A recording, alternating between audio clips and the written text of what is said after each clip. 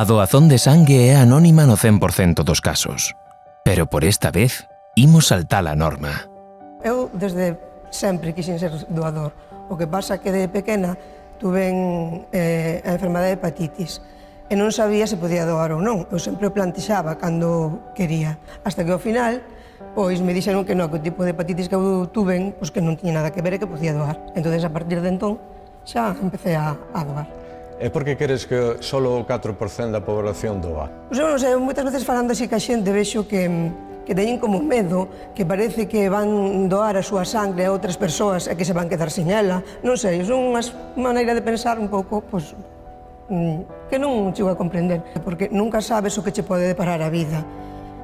Estamos aquí, en calquer momento nos pode surgir calquer tipo de enfermedade, máis grave, menos grave, que podes necesitar da sangre.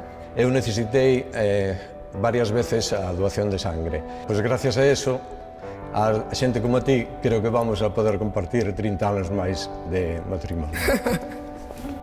Doa, porque ti dalo tipo. Axencia de Doazón de Órganos e Sangue, Xunta de Galicia. Galicia, o bo camiño.